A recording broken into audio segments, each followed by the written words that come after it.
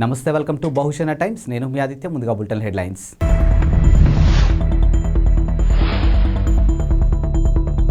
లలిత్ పార్లమెంట్లో అరాచకం సృష్టించాలనుకున్నాడు, కోర్టుకు తెలిపిన పోలీసులు.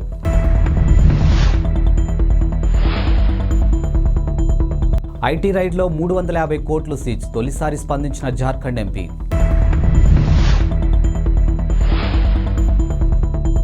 పోలీసులను ఆశ్రయించిన నటి ప్రాణహాని ఉందంటూ ఫిర్యాదు. పార్లమెంటు భద్రతా ఉల్లంఘన ఘటనలో దర్యాప్తు వివరాలు ఢిల్లీ పోలీసులు పాటియాలా హౌస్ కోర్టుకు సమర్పించారు. తమ డిమాండ్లు నెరవేర్చుకునేందుకు ప్రధాన సూత్రధారి లలిత్ సహా నిందితులను ప్రభుత్వంపై ఒత్తిడి తేవాలనుకున్నారని, లోక్సభలో అరాచకం సృష్టించాలని భావించారని ఢిల్లీ పోలీసులు కోర్టుకు తెలిపారు. ఈ మేరకు రిపోర్టును శుక్రవారం సమర్పించారు. ఇక పార్లమెంటు భద్రతా ఉల్లంఘనకు ప్లాన్ చేసేందుకు ఈ కేసులో ఇతర నిందితులు తాను చాలాసార్లు కలిశామని అంగీకరించినట్లు రిపోర్టులోనూ పేర్కొన్నారు. బీహార్కు చెందినటువంటి లలిత్ ప్రస్తుతం కోల్కతాలో ఉపాధ్యాయుడిగా పనిచేస్తున్నాడని ప్రస్తావించారు. కాగా కోర్టు అనుమతి తీసుకుని పార్లమెంటు భద్రతా ఉల్లంఘన ఘటన సీన్ రిక్వెస్ట్ స్ట్రక్చర్ చేయాలని పోలీసులు భావిస్తూ ఉన్నారు. ఈ మేరకు కోర్టు అనుమతి తీసుకున్నట్లు ఓ అధికారి చెప్పారు. ఇప్పటికే లలిత్ను 7 రోజుల పాటు పోలీసుల కస్టడీ కోర్టు అనుమతించింది. ఇక దీంతో మరిన్ని వివరాలు రాబట్టాలని భావిస్తూ ఉన్నారు.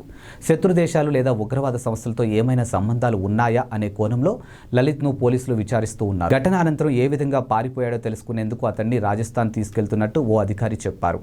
ఇక లలిత్ తన ఫోన్ను విసిరి పారేశాడని, ఇతర నిందితులు ఫోన్లు కాల్చివేశాడని పేర్కొన్నారు. ఇదిలా ఉండగా పార్లమెంటు భద్రతా ఉల్లంఘన ఘటనలో ఇప్పటి వరకు 5 వ్యక్తులను పోలీసులు అరెస్ట్ చేశారు. ఇక సాగర్ శర్మ, మనోరంజన్లు లోక్సభ ఛాంబర్ లోపల అరెస్టు చేశారు. నీలం దేవి షిండేలను పార్లమెంటు భవనం వెలుపల అదుపులోకి తీసుకున్న విషయం తెలిసిందే. ఇటీవలే ఐటీ రైళ్ల సందర్భంగా తన నివాస ప్రాంగణంలో రికార్డుల స్థాయిలో పట్టుబడ్డ 350 కోట్ల నగదుపై జార్ఖండ్కు చెందినటువంటి కాంగ్రెస్ ఎంపీ ధీరజ్ సాహు తొలిసారిగా స్పందించారు. ఆ డబ్బు తనది కాదని, తన కంపెనీలకు చెందిన వ్యవహారాలు తన కుటుంబ సభ్యులు చూస్తుంటారని పేర్కొన్నారు. ఇక ఆ డబ్బుతో కాంగ్రెస్ ఇతర రాజకీయ పార్టీలకు ఎటువంటి సంబంధం లేదని స్పష్టం చేశారు. గత 35 ఏళ్లుగా రాజకీయాల్లో ఉన్న నాపై ఇలాంటి ఆరోపణలు రావడం బాధాకరంగా ఉందని వెల్లడించారు.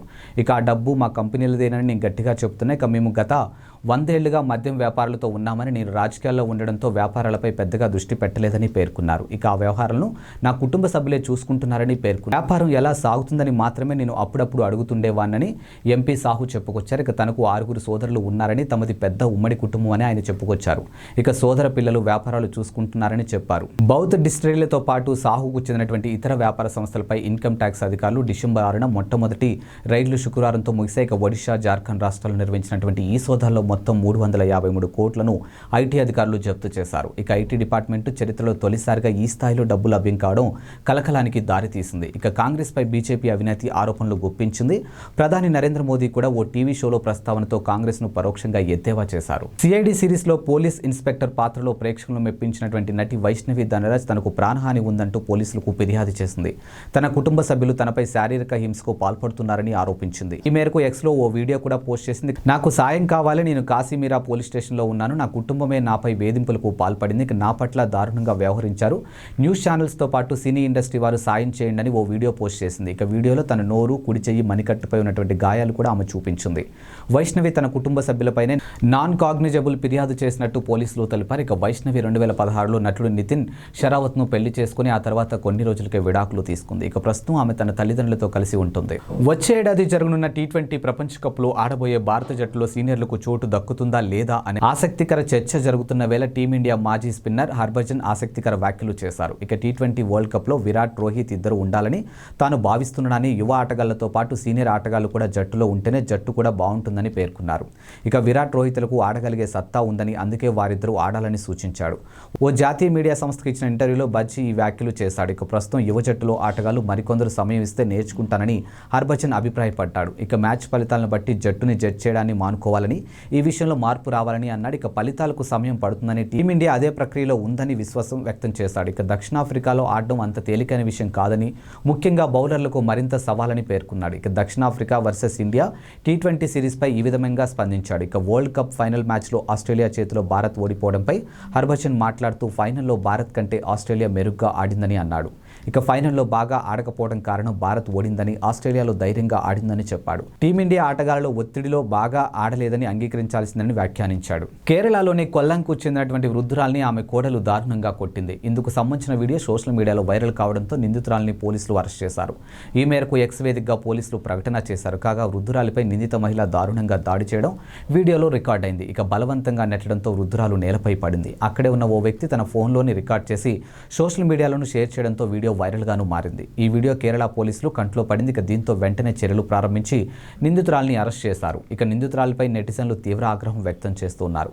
ఆమెపై చర్యలు తీసుకోవాలని డిమాండ్ చేశారు. ఇక నిందితురాల్ని వెంటనే అరెస్ట్ చేయాలని దీపికా నారాయణ్ భరద్వాజ్ అనే సామాజిక కార్యకర్తతో పాటు పెద్ద సంఖ్యలో నెటిజన్లు డిమాండ్ చేశారు. ఇక సమాజంలో వృద్ధులపై ఆకృత్యాలు నానాటికి విపరీతంగా పెరిగిపోతున్నాయని నారాయణ్ ఆందోళన వ్యక్తం చేశారు. ఇక వృద్ధుల పట్ల ఈ విధంగా వ్యవహరించడం దారుణమని ఖండించారు. నిందిత మహిళలు వెంటనే అదుపులోకి తీసుకోవాలని డిమాండ్. వృద్ధురాల్ని తిట్టేందుకు చిన్నారికి కూడా ఆమె శిక్షణ ఇస్తుండడం నిజంగా కలవరపెట్టే విషయమని అన్నారు. కాగా వీడియో పోలీసులకు చేరే వరకు నెటిజన్లు విస్తృతంగా షేర్ చేశారు. దీంతో పోలీసుల చర్యలకు వృద్ధురాల్ని కొడుతున్నదాన్ని పిల్లలు నిలబడి చూస్తున్నట్లు వీడియోలోనూ కనిపించింది. రాష్ట్రంలో పోలీసు నియామకాలు వెంటనే చేపట్టాలని తెలంగాణ ముఖ్యమంత్రి రేవంత్ రెడ్డి ఆదేశించారు.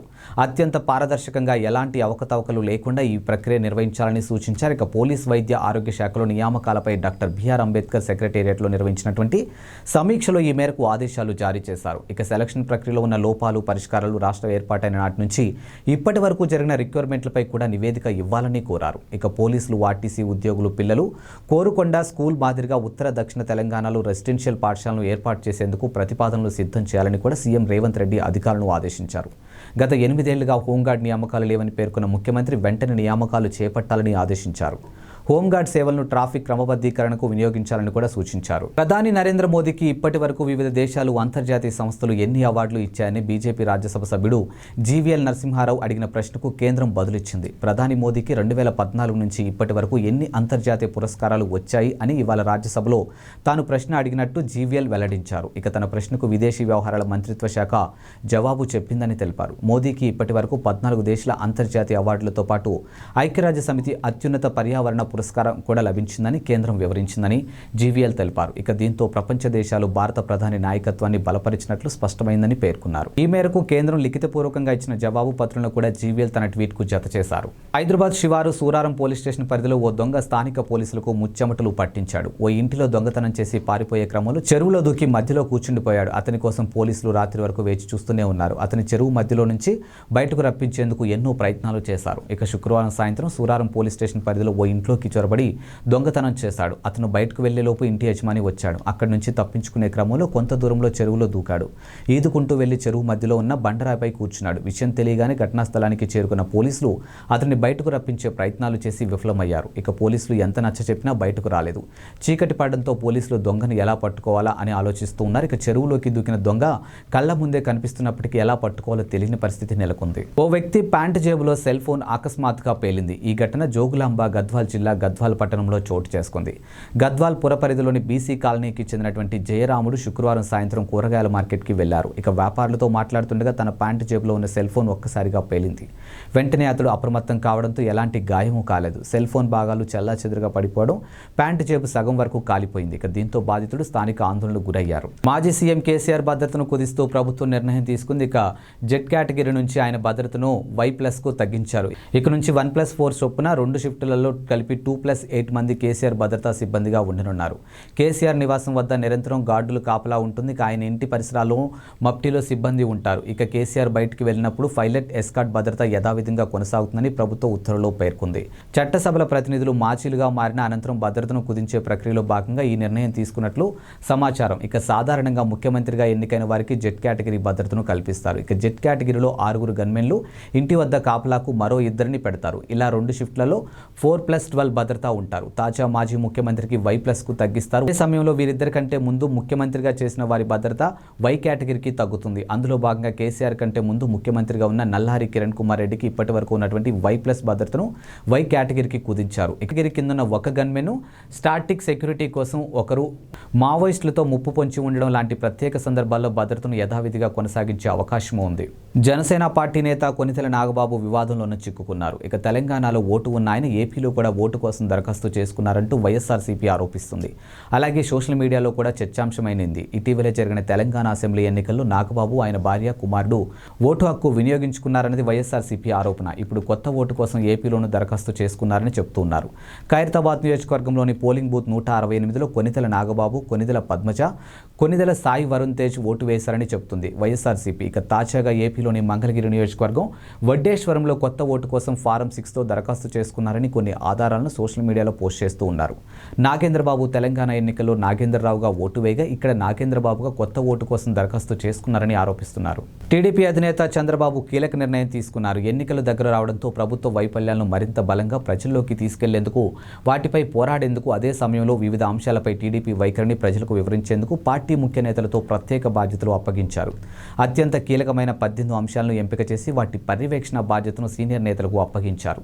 చంద్రబాబు వారితో సమావేశం వచ్చే ఎన్నికల్లో అంశాల వారీగా పార్టీ అనుసరించాల్సినటువంటి వ్యూహం, ఇప్పటి వరకు ప్రకటించిన మినీ మేనిఫెస్టో మరింత ప్రభావవంతంగా ప్రజల్లోకి తీసుకెళ్లడంపై చర్చించారు. ఈ నెల 17న జరగనున్న యువగలం పాదయాత్ర ముగింపు సభ ఏర్పాట్లు వంటి వాటిపై ఆయన నేతలతోనూ చర్చించారు. వెనుకబడిన వర్గాల సమన్వయ బాధ్యతతో పితాని సత్యనారాయణ, కొల్లు రవీంద్రలకు అప్పగించారు. ఇక నిమ్మల రామానాయుడికి భవిష్యత్తుకు గ్యారంటీ కార్యక్రమం, పయ్యావుల కేశవ్కు సోషల్ మీడియాలను అప్పగించారు. ఇక సాగునీటి ప్రాజెక్టుల బాధ్యత బీసీ జనార్దన్ రెడ్డికి అప్పగించారు. యువ ఓటర్లను ఆకర్షించడం, వారు ఓటు వేసేలా స్ఫూర్తి నింపే కార్యక్రమాలు పర్యవేక్షణ రామ్మోహన్ నాయుడికి కేటాయించారు. ఇక ఓటరు జాబితాల పరిశీలన, అధికార పార్టీ చేస్తున్న అక్రమాలపై పోరాటం అంశాలను జీవీ ఆంచోగులు, పోస్టల్ బ్యాలెట్ వంటి అంశాలని అశోక్ బాబుకు ఇచ్చారు. ప్రభుత్వం మారిన తర్వాత కొన్ని శాఖల్లో ఫైళ్ల గల్లంతు లేదా ధ్వంసం ఘటనలు చోటు చేసుకునే విషయం తెలిసింది. ఇక ఫైళ్ల గల్లంతు, ధ్వంసం ఆరోపణలకు రాష్ట్ర ప్రభుత్వం తీవ్రంగా పరిగణించింది. ఫైళ్ల నిర్వహణపై ముఖ్య కార్యదర్శులు, శాఖాధిపతులు వివిధ విధానాలు జారీ చేసింది. ఇక శాఖల వారీగా ఫైళ్ల వివరాలు నమోదు చేయాలని ప్రభుత్వ ప్రధాన కార్యదర్శి శాంతికుమారి ఆదేశాలు జారీ చేశారు.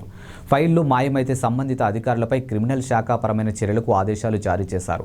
ఫైళ్ల నిర్వహణపై ఈ నెల 18వ తేదీలోపు నివేదిక ఇవ్వాలని సీఎస్ ఆదేశాలు జారీ చేశారు. వైసీపీ ఎమ్మెల్యే, మాజీ మంత్రి పేర్ని నాని జనసేనాని పవన్ కళ్యాణ్పై తీవ్ర స్థాయిలోనూ ధ్వజమెత్తారు. కళ్యాణ్కు రాష్ట్ర ప్రజలపై ప్రేమ లేదని, చంద్రబాబు మనుగడ కోసమే పవన్ కళ్యాణ్ పనిచేస్తున్నాడని అన్నారు. ఇక పవన్ తన పార్టీని చంద్రబాబుకు లాంగ్ లీజ్కు ఇచ్చేశాడని వ్యంగ్యంగా ప్రదర్శించారు. ఇక తాను 4 ఏళ్ల కిందటే చెప్పానని, పవన్ కళ్యాణ్ స్థాపించింది రాజకీయ పార్టీ కాదని, ఒక టెంట్ హౌస్ పార్టీ అని విమర్శించారు. ఇక మన ఇళ్లలో పండుగలు, పబ్బాలు, వేడుకలు చేసుకునేందుకు షామియానాలు, కుర్చీలు అద్దెకు తెచ్చుకుంటామని, అలాగే పవన్ కళ్యాణ్ కూడా తన పార్టీని అద్దెకి ఇస్తున్నాడని ఎద్దేవా చేశారు. పవన్ కళ్యాణ్, ఆయన కుటుంబ సభ్యులు తెలంగాణలోనే ఓటేస్తారని, రాజకీయాల్లో మాత్రం ఏపీలో చేస్తుంటారని పేర్ని నాని వ్యాఖ్యానించారు. కానీ తాను జగన్ మాత్రం చనిపోయిన ఏపీలోనే, తమ శవాలను పూడ్చిన ఏపీలోనే పేర్ని నాని భావోద్వేగంతో పేర్కొన్నారు. కరీంనగర్లో ఈ తెల్లవారుజామున జరిగిన ఘోర రోడ్డు ప్రమాదంలో 2 మృతి చెందగా మరొకరి పరిస్థితి విషమంగా ఉంది. ఇక కరీంనగర్ వైపు నుంచి వెళ్తున్నటువంటి కారును శంకరపట్నం మండలం తాడికల్ వద్ద ఎదురుగా వచ్చిన లారీ బలంగా ఢీకొట్టింది. ఈ ఘటనలో కారులో ఉన్న 2 అక్కడికక్కడే మృతి చెందారు.